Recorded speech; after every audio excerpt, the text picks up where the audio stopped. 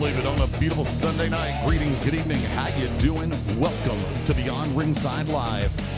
Multiple location station at its finest. Yours truly, the Magic City Motormouth Fast Eddie Layne from the Beer Hog in beautiful Pelham, Alabama, just south of Birmingham. Welcoming in tag team partner this evening, the one, the only, the hardcore heartbreaker, Sweet Daddy himself, Greg Troxell. What's up, brother? Yo, man, just out here trying to brave this cold and getting ready for a fun Sunday night here with you, man. I'm glad we're back here on Beyond Ringside. Yesterday, 29, 28, 27 degrees at its highest. 19 overnight. I wake up today and it feels like a heat wave. I'm ready to sing Jimmy Buffett songs all over again because we're going up to like 41 degrees. I was like, nibbling on a sponge cake, watching the sun bake. I'm good to go. I had 4 inches of snow here at the house. So, yeah, that reaction was beautiful. So, yes, I spent most of the weekend at a volleyball tournament that had no snow, which is only 40 minutes from my house. Nice. But my house came back last night, 4 inches of snow, turned back around, and went and stayed at a hotel last night next to the volleyball tournament. Believe it, I would have too. It's kind of like, just to be on the safe side, I'd rather go ahead and knock on Tom Badette's door and go, hey, is the light still on? Mm-hmm. Thank you to everybody tuning in this evening through BeyondRingside.com, ProWrestlingRadio.net, the Beyond Ringside channel on TuneIn, on Radio.net, on Stream Us. So many different ways to catch us on the live side. If you're catching this segment on YouTube, thank you for clicking on the channel. Greatly appreciated. Don't forget the full version available on the station for the first 2 weeks after release. From there, it'll be up on the podcast feed within 72 hours after this show wraps up. Easy game to play. Let's dive up. Actually, hold up. One thing I want to do real quick. Originally slated to be joined by longtime friend and colleague, the Machine Guff Grayson. Unfortunately, he is under the weather, not able to join us this evening. Guff, miss you, brother. Was going to surprise you with Sweet Daddy being on board, but guess what? There will be another time, and I'm perfectly good with that. Get well soon. Full recovery. I hope everything's going well. Yesterday, I think it was still yesterday, from Riyadh, Saudi Arabia, the Royal Rumble, one that we all know as one of the big four.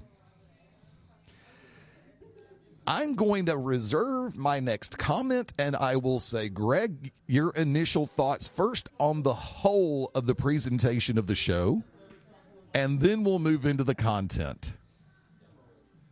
The presentation as like the stadium and all of that? All of the above. So, first off, let's talk about that stage. I loved the stage. I thought the stage was cool. I thought finally we kind of had a mix of a theme with the LED boards, right, as opposed to just the LED boards. And, I mean, whether you like them going over there or not, one thing you can never say, they always have a production. Yes. They always got pyro out of the world. They got so much stuff going on. And one of the things, it's going to sound crazy, but one of the things, they were shooting those flames up for Jacob Fatu. Yeah. One of those flames was going so high. It's like they're going to take out a plane, man. It was crazy. But I thought the production was cool. I thought the LEDs or the lights or whatever you want to call them on the seats was cool. It's something that they started in LA. Right. You think of that new stadium there. The only thing about it to me, and I kept looking at pictures, I'm like, are there people there or are there not? Because of how it looked. I saw pictures today that it was packed, but to me it didn't look that way on screen, so it's kind of weird from that perspective. They made it a point on SmackDown when the show was just getting started that the crowd was slowly but surely coming in. Now, they announced Rumble as a sellout. Yes. Now, the question is still, how many seats are really in that venue? Go from there. If you look at different areas of the stadium, when different lighting hits, per se extraneous lighting, I believe it was Nia Jax's introduction, you could see empty seats. But they weren't in the prime camera areas. And per se, immediate stage right or immediate stage left, you could see empty seats. Mm-hmm. And you're right. The way that the LEDs at the seats were lit during a lot of the situations, a lot of the matches, a lot of the entrances, it disguised whether or not somebody was or was not sitting in the chair. And then, but like I said, when you have somebody who has a bright intro as far as the lighting goes, yeah, you could see 1 minute there's people, next minute there's not. I almost said, yeah, it's all AI. It's fake. Nobody's really there. Everybody's at home. But what's wild is, and I read this, and I just pulled it up again. I read it in multiple sites that, let me find it, from PW Insider. Okay. It said that the appearance of low turnout was due to a new production experiment gone wrong. Specifically, the use of LED lighting on the seats that caused the venue to appear emptier than it really was. Right. And I saw some fan photos, and it said, there are people here. So I was like, it didn't look good, but it was weird to me. And I still feel like it didn't feel full. I don't know why, but I'm like, that's just kind of weird. Just the way it looked. It was just confusing to me. The noise factor, however, was there for the majority of the show. Yeah. I mean, that place was rocking, which is all you can ever hope for. You can have 45,000 people in a stadium, but if they're sitting on their hands with their thumb up their butt, or blah, blah, blah, everybody's got their favorite analogy for it, then you're going to get the feeling that's like, well, yeah, this was a failure, but you can have 15,000 people that are ready to rock the world, and it's going to sound like 45. Mm-hmm. So, and according to everything I read, that held around 20 to 25,000, something like that. I keep getting conflicting numbers. I really do, and it's like, can we get one final number? Because 1 minute I'm hearing 25, 1 minute I'm hearing 30, next minute I'm hearing 18, next minute I'm hearing 40. And it's like, I've never seen the decided number as far as how many butts and seats that place can actually hold. Mm-mm. The first thing I saw was somewhere between 18 and 22. And then I think during that, when I read it later, it's like 25,000. Still amazing that they built that thing in like a month. Yeah. It's crazy. I mean, let's face it. And some people out there going, oh my God, they built a stadium. They didn't build Mercedes-Benz Stadium. They built a stadium, right? And nobody's claiming that they built, a stadium with all the bells and whistles and all that kind of stuff. But it's still amazing what they did. They could not do that in a lot of metropolitan areas in the United States. I know for a fact they could not get that done in Birmingham because it took us forever to get Protective Stadium, the land cleared, everything set, foundation placed, the quintessential steel structure going up, and then everything around it, then getting the seats in, then getting the field in. They couldn't have done that in Birmingham in a month, period. No. Well, then we got to do bids, and we got to do all kinds of other stuff, right? I mean, we have different laws, and our government operates differently. But yeah, when your dad's the boss, you can build the damn thing. 100%. If you own your own land and you want to do it, you can do it. But King Abdullah goes, it's amazing. Son, build it. I sit back and look at the stage, and I'm thinking the stage can't be built in a month, much less the whole freaking stadium. So it's crazy. Well, the overall structuring, the facade for the stage and the way everything's laid out, you can do that in a couple of weeks. But if you're going to make that something that's going to be a permastructure, it's going to take a little bit longer than that, because I know it's like case point scenario. Once again, if you're building an interstate, my God, I mean, once you get the land cleared, graded, all the foundation in place, you still have to do 30, 60, 90-day tests. Or I believe it might be 30, 90, 120. They didn't have 90 and 120. No. But again, we have different regulations. Yep. So it is what it is. But when your dad is the king. What did you think about the production? I liked it. I really did. And I'm kind of jaded in a lot of ways, because remember Mania last year, they set forth a very beautiful standard, especially with the section where the fans were able to sit in the set.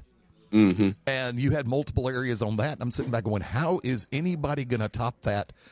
I should never have worried about using the term topping it, because you have scenarios in play where somebody can do the cosmetics, the lighting, and build the facade to where it's going to be captivating.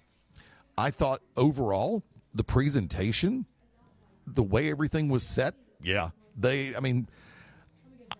you mentioned pyro. For those who caught different broadcasts, you caught different facets of what happened after the show.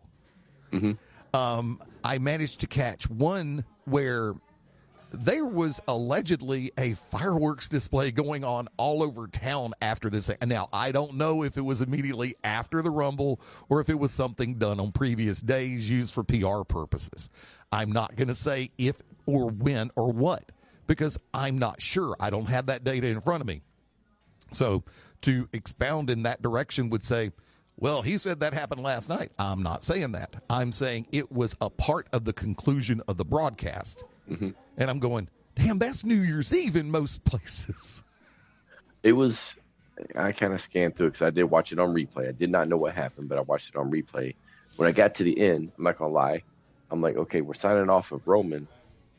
Why is there 6 more minutes?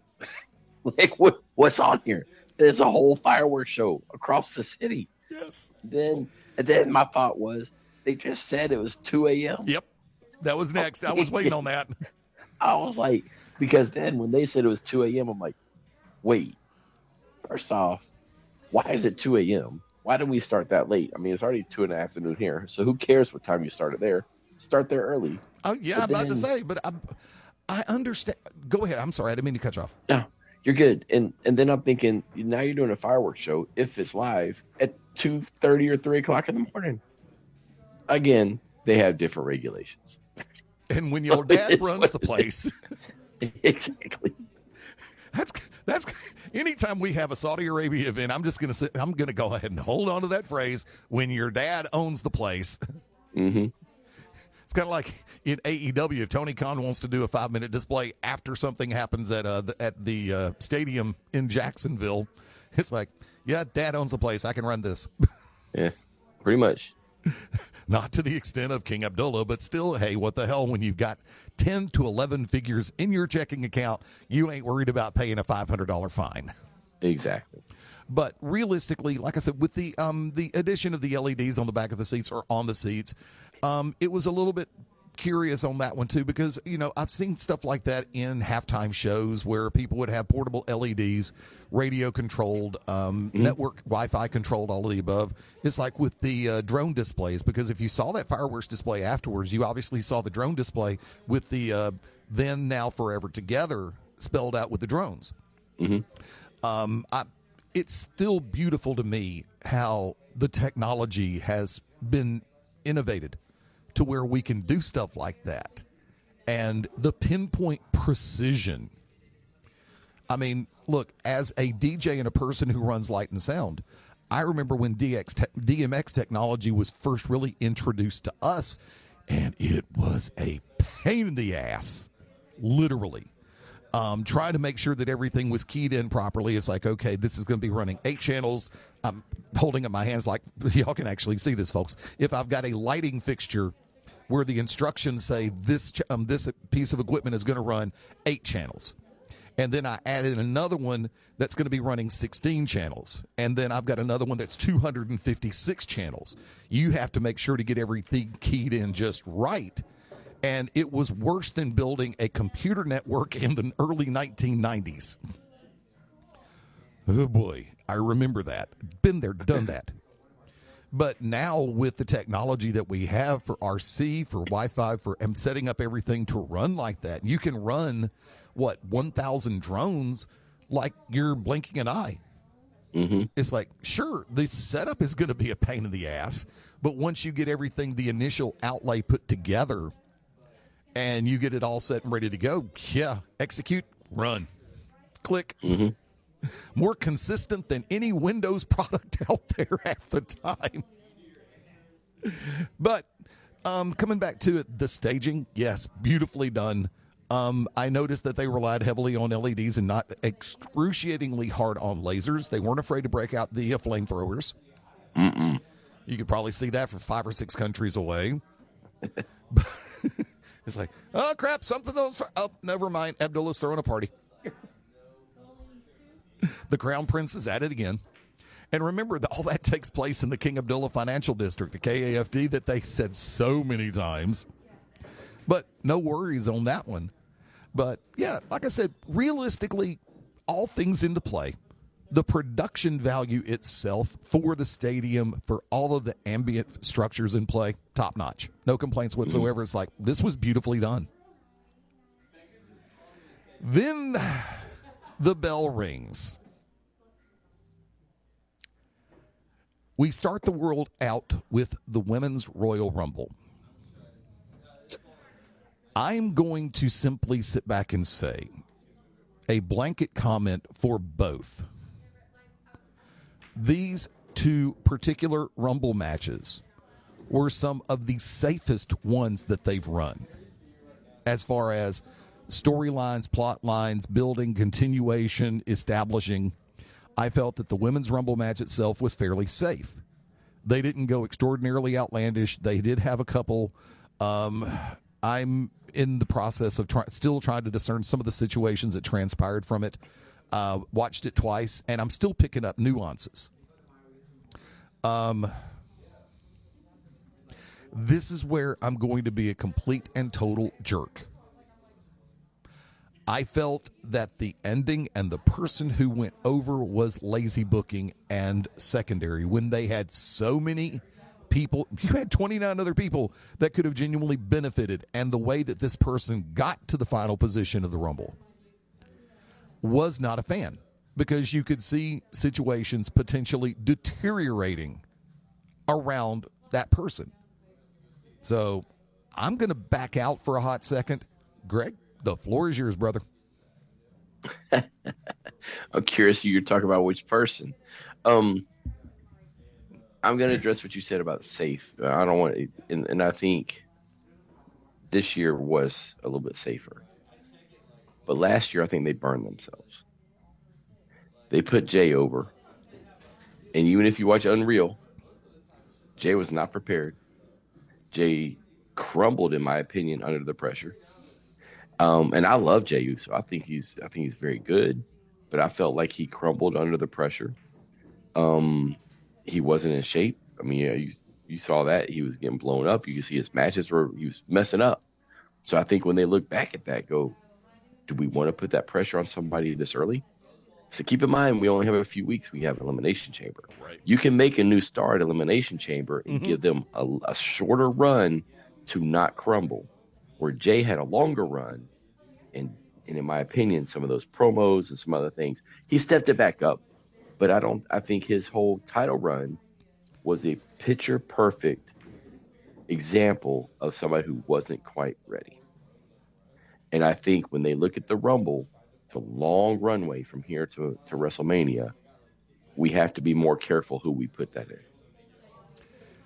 And when I say a long runway, let's put it in today's terms. The youth, because we have such a shorter attention span. So when I say a long runway, it's still not the runway we had in the past, right? I mean, we're in February. So, but it's still long for today's standards. We're building storylines 2 and 3 weeks out and boom, done. So this is a little bit longer. I'm sorry I have to do this because I was on the verge of going, what do you mean some people have a short attention? What was I saying? Hello, Twitter. Continue, please. So I didn't have an issue with either one of them. I actually came out of this more so looking forward to Chamber, because I'm very curious to see where we go next, because I think there were some stars made in both Royal Rumbles, especially the women's, that it could easily affect what we do in the Elimination Chamber. Let's go ahead and move over to the women's real quick, because starting out with Flair and Bliss, I thought was a nice move, because you have the frenemies, the allies of convenience, and the friends of convenience, and all the stuff that they've done recently, which has been great. I love it. Charlotte is more over now than she has been in forever. Ever. And digging it. I mean, I'm one of those that actually never really turned on Charlotte, but by the same token, I turned on the booking of Charlotte. There is a difference, because as in-ring performers, or Greg and I can both attest to this, we've worn the hats. We've both been in-ring talent for numerous companies. you do the best you can with what booking gives you to work with. Mm-hmm. And if we feel that we should be at top of food chain, we are the ones who have to present the reasoning why we feel we should be at top of food chain. Why are you going to put this belt? Why should we carry this belt? Why should we be in that go-home match, the main event match? If we're told we're getting the ball, that's one thing. But the fan reaction isn't always spot on. Because I know I'm going a little bit deep dive on this, but when people were getting irked at Charlotte constantly being put in that position, who was calling the shots? Vince. Remember, you're in WWE during the Vince McMahon era, start to finish. You're performing and auditioning for an audience of one. They'll say 7 days a week, fan response matters. Not always. Not if Vince is happy with what he sees. That's why it didn't have to be Ric Flair's daughter. But to be constantly put in that position, people were getting pissed at Charlotte when she's just doing what she was asked to do. So we come to now, where the situation with her and Alexa Bliss has been absolute platinum. I say platinum because there are times when platinum increases in value faster than gold does. And it dipped this week. Everything did. Talk about that later. But to start out, to have them publicly solidify the friendship and the ally nature of the relationship, I thought was a beautiful stroke. And then when you brought in Kiana James, you mentioned people who actually had a chance to be elevated during the Women's Rumble match. I believe Kiana James stated her case quite nicely, Greg. Yep. Oh, I agree. I think the fact that she was in there as long as she was, but she also wasn't overexposed. And I think that was a cool thing. It was a subtle thing where she stayed for a long time. But I think she was definitely one that they sat back and said, yep, we're making that one. And another who re-solidified herself all over again. I was very happy with the way that Nia Jax was booked in this Rumble. She had a chance to show more personality in this Rumble match than she's really had a chance to show in a lot of her on-screen appearances. Agree, disagree? I have an issue with that. Okay. I hate the way she's been booked from day one.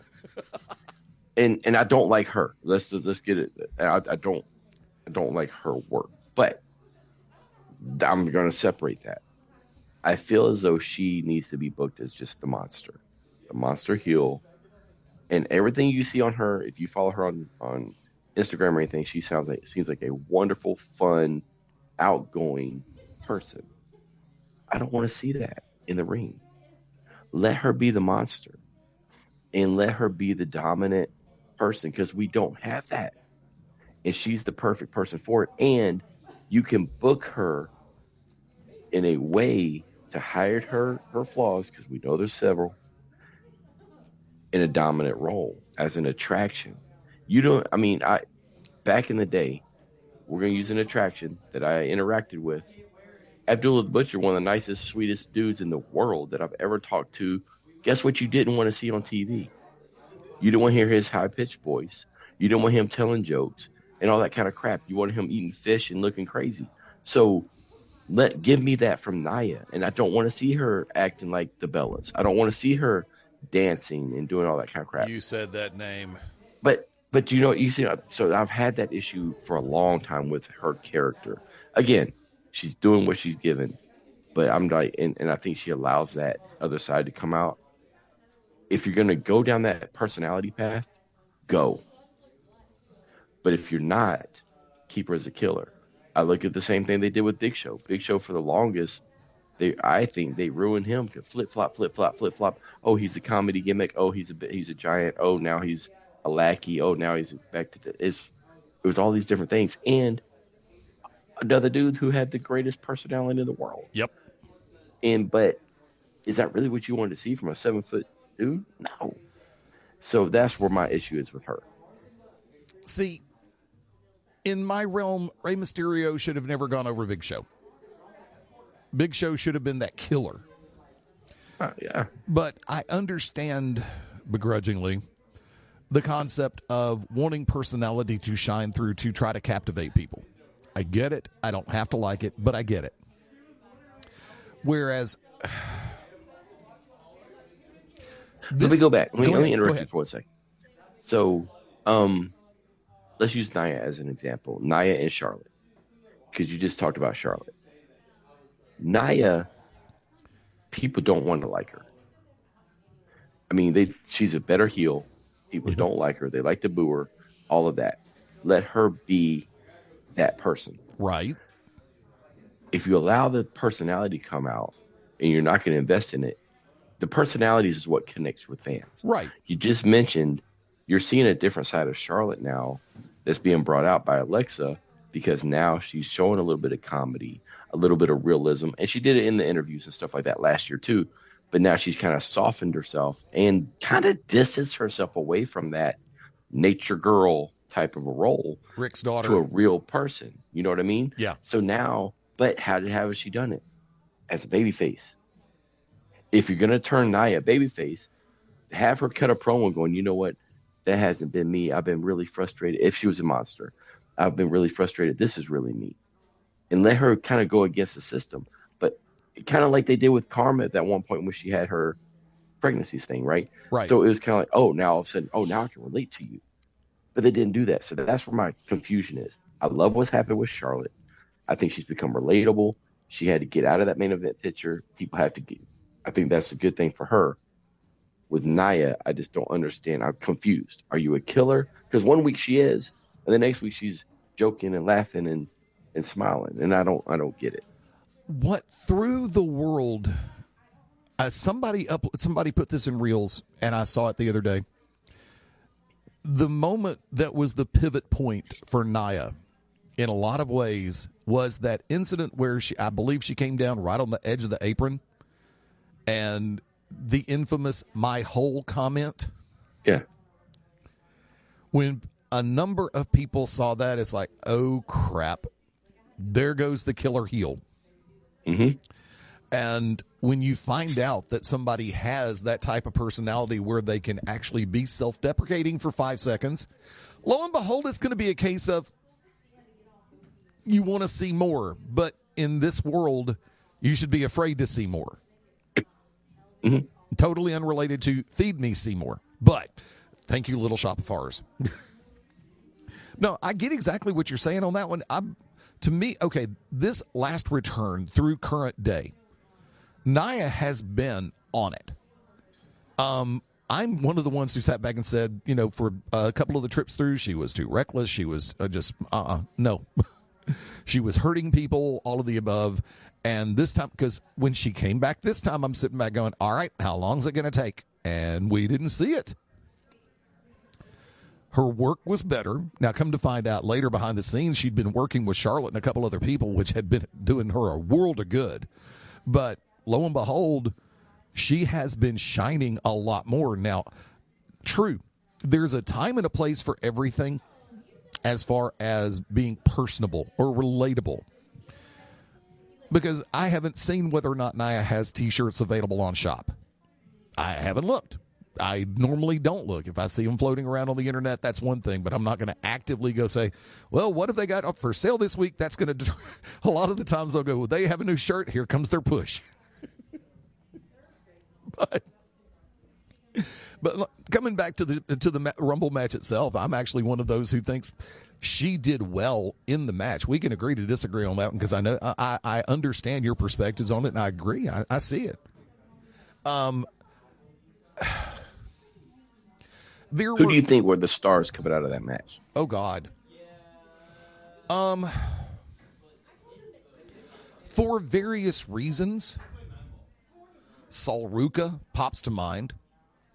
I'm really surprised that they let her do the Soul Snatcher in the middle of a Royal Rumble match. Mm-hmm. Dupree continued to show why they made the investment in pushing her. Kiana James, like I said, Lola Vice stood out for a while. I don't think any favors were done to Bailey or Zelina or Chelsea. Yes. I'm sorry. I'll let you finish. Kalani Jordan was on that tightrope. I'm just going to go ahead and say this, and I was going to save this for after the break. I don't think, I kind of alluded to this a little while ago, and I'm going to go ahead and just pop the cork on it. I think booking Liv Morgan to win the Rumble was lazy. I'm not saying, if nothing else, look, for those who listen on a regular basis, I'm just not a fan. I think her persona is stale. She has no real personality. I don't care that they've given me no reason to care about Liv or Roxanne Perez. If anything, I'll tell you the truth. I would much rather have seen Raquel go over in this match because I think it's a solidification of the fact that she can be that genuine top-tier star that I see in her as well as I see in a number of others. Would I have been upset if Bailey had gone over? No. Rhea? Io? Maybe. I